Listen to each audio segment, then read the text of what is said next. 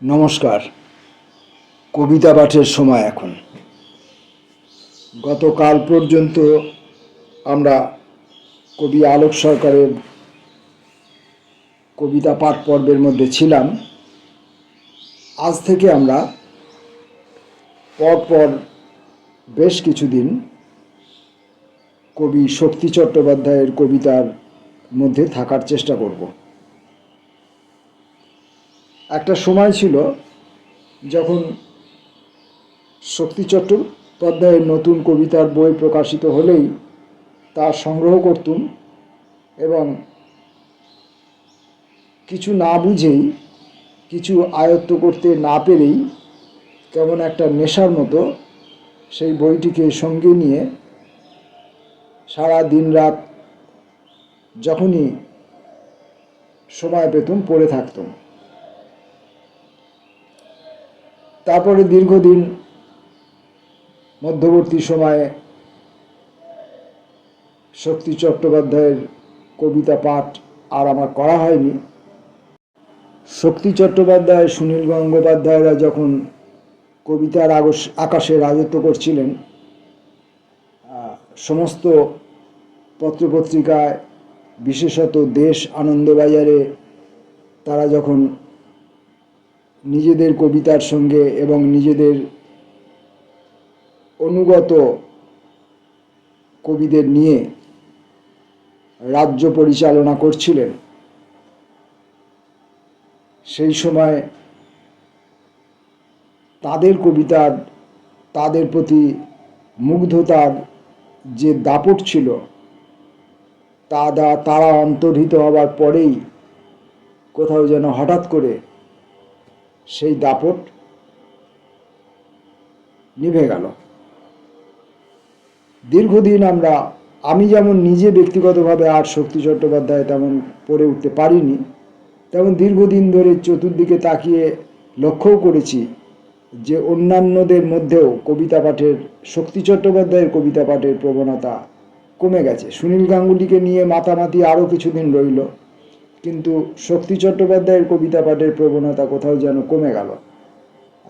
তারকে নিয়ে আলাপ আলোচনা, লেখালেখিও যেন হঠাৎ করে কমে গেল। হয়তো এটা আমার অক্ষমতা হতে পারে, আমার দৃষ্টিজনিত ভ্রম হতে পারে, আমি হয়তো সমস্ত খবর রাখিনি, এমনটাও হতে পারে। কিন্তু যে যে জায়গায় আমার চোখ পড়তো, যে যে জায়গায় আমি শক্তি চট্টোপাধ্যায়কে দেখতে পেতুম, সেই জায়গাগুলোতে অন্তত পরবর্তীকালে আর শক্তি চট্টোপাধ্যায়কে দেখতে পেলুম না। এমনকি দেশ আনন্দবাজারেও শক্তি চট্টোপাধ্যায় আর ততটা চর্চিত রইলেন না। আজ থেকে আমরা বেশ কিছুদিন শক্তি চট্টোপাধ্যায়ের কবিতার মধ্যে থাকব। আজকে পড়ব তার প্রথম কাব্যগ্রন্থ থেকে, হে প্রেম হে নৈঃশব্দ। এই কাব্যগ্রন্থটি প্রকাশিত হয়েছিল 1367 সালে, প্রথম প্রকাশিত হয়েছিল ফাল্গুন মাসে। 1367 সাল হলে ইংরেজির কত সাল হচ্ছে হিসাব করে নিতে হবে।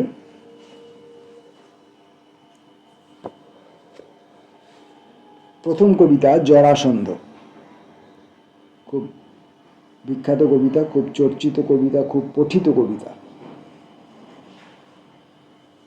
আমি আমার কবিতা পাঠের যে সীমাবদ্ধ ক্ষমতা, সেই সীমাবদ্ধ ক্ষমতা দিয়েই কবিতাগুলো পড়ব। আমাকে তুই আনলি কেন ফিরিয়ে নে, যে মুখ অন্ধকারের মতো শীতল, চোখ দুটি রিক্ত হ্রদের মতো কৃপণ করুণ, তাকে তোর মায়ের হাতে ছুঁয়ে ফিরিয়ে নিতে বলি। এ মাঠ আর নয়, ধানের নাড়ায় বিঁধে কাতর হলো পা, সে বন্যে শাকের শরীর মারিয়ে মারিয়ে আমাকে তুই আনলি কেন ফিরিয়ে নে।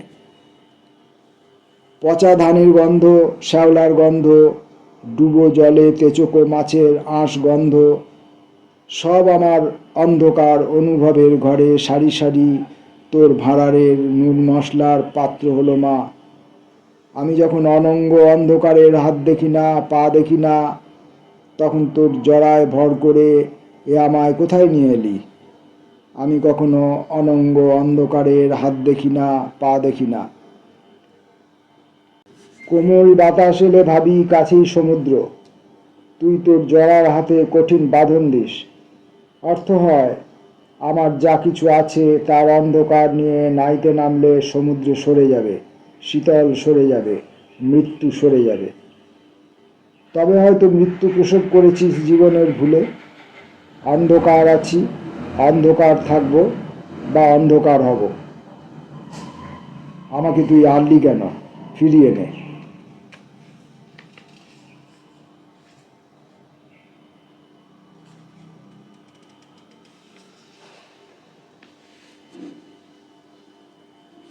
পরের কবিতা কার্নেশন, দুটি অংশে বিভক্ত।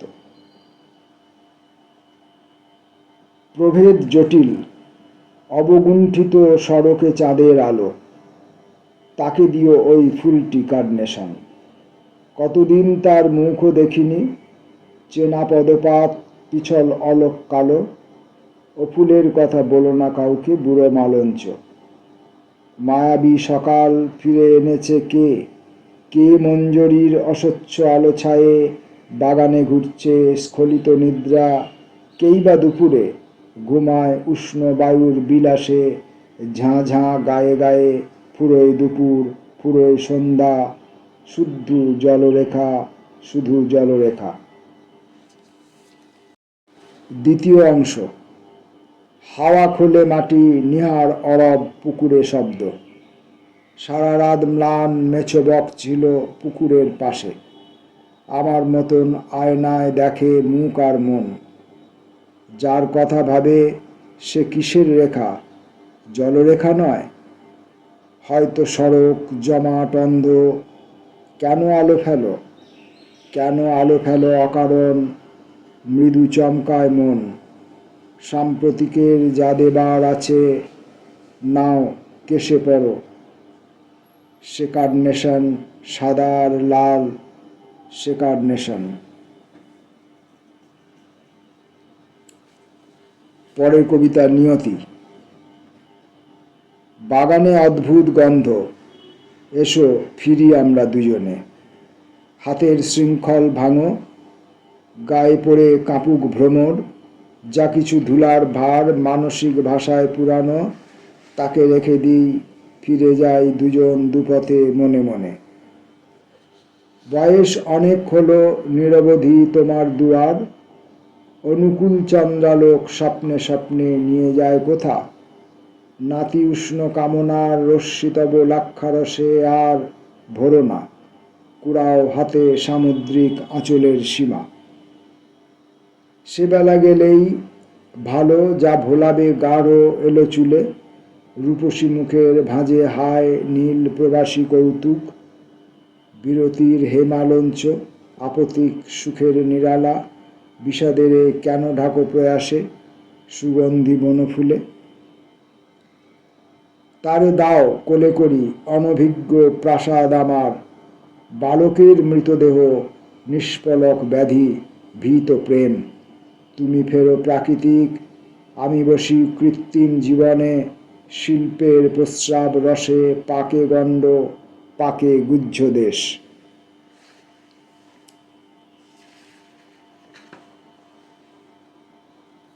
পরের কবিতাটি পরস্ত্রী। যাব না আর ঘরের মধ্যে, ওই কপালে কি পড়েছ? যাব না আর ঘরে। সব শেষের তারা মিলালো, আকাশ খুঁজে পাবে না তাকে। সব শেষের তারা মিলালো, আকাশ খুঁজে তাকে পাবে না।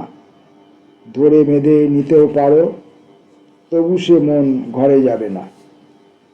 বালক আজও বকুল কুড়ায়, তুমি কপালে কি পড়েছ? কখন যেন পড়ে। সবার বয়স হয়, আমার বালক বয়স বাড়ে না কেন? চতুর্দিকে সহজ শান্ত, হৃদয় কেন স্রোত সফেন? মুখচ্ছবি সুশ্রী অমন, কপাল জুড়ে কি পড়েছ? অচেনা কিছু চেনা চিরতরে।